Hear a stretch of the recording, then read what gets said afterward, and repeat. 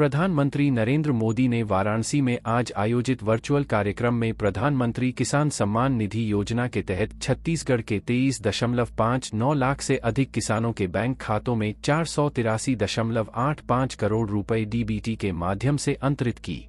इस मौके पर उन्होंने कहा कि भारत के किसानों को विभिन्न कृषि उत्पादों का उत्पादन करना चाहिए। दुनिया के सभी घरों के डाइनिंग टेबल पर भारतीय खाद्यान्न का कोई न कोई खाद्यान्न उत्पाद होना चाहिए, तभी इस देश के किसान को उन्नत किसान कहा जा सकेगा। वर्चुअल कार्यक्रम को संबोधित करते हुए प्रधानमंत्री श्री नरेंद्र मोदी ने कहा कि कृषि निर्यात में और वृद्धि हो, ऐसे कदम भविष्य में उठाए जाएंगे।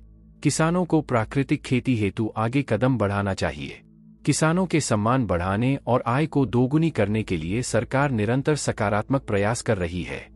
किसान, मजदूर, नारी शक्ति और गरीब भारत के मजबूत आधार स्तंभ हैं। उन्होंने कहा कि खेती को नई दिशा देने में महिलाओं की भूमिका को नकारा नहीं जा सकता।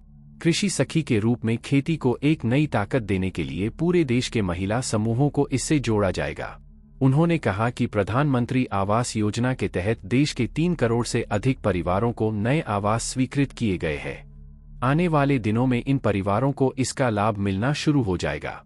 इसी तरह नमो ड्रोन दीदी योजना के तहत देश के 3 करोड़ महिलाओं को करोड़पति दीदी बनाने की पहल शुरू हो गई है। गौरतलब है कि प्रधानमंत्री श्री मोदी ने प्रधानमंत्री किसान सम्मान निधि के तहत आज 17वीं किश्त जारी की। इस योजना के तहत देश के 9 करोड़ 26 लाख से अधिक लाभार्थी किसानों को 20,000 करोड़ रुपए सीधे उनके बैंक खातों में अंतरित की गई। राज्य के स्कूल शिक्षा मंत्री श्री बृजमोहन अग्रवाल ने कहा कि छत्तीसगढ़ में इंदिरा गांधी कृषि विश्वविद्यालय द्वारा कृषि और किसानों को आगे बढ़ाने का कार्य कर रहा है।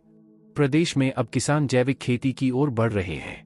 जैविक खेती से न केवल स्वास्थ्य में सुधार होगा, अपितु खेतों की मिट्टी की उर्वरा शक्ति में वृद्धि होगी।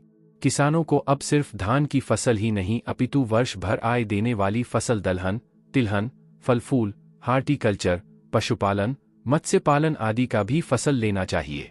उन्होंने कहा कि मोटे अनाज और औषधि फसल को भी व्यापक रूप में बढ़ावा देना चाहिए। कृषि विभाग, इंदिरा गांधी कृषि विश्वविद्यालय और कृषि विज्ञान केंद्र के संयुक्त तत्वाधान में 1 दिवसीय जैविक कृषक सम्मेलन का आयोजन किया गया। इस कार्यक्रम में प्राकृतिक खेती के बारे में विस्तार पूर्वक जानकारी देते हुए मृदा एवं फसल प्रबंधन और उद्यानिकी फसलों के बारे में कृषि वैज्ञानिकों ने किसानों को विस्तार से जानकारी दी। इस अवसर पर विधायक श्री अनुज शर्मा, रायपुर कलेक्टर श्री गौरव सिंह, इंदिरा गांधी कृषि विश्वविद्यालय के कुलपति डॉ. गिरीश चंदेल सहित संबंधित अधिकारी कर्मचारी व बड़ी संख्या में किसान उपस्थित थे।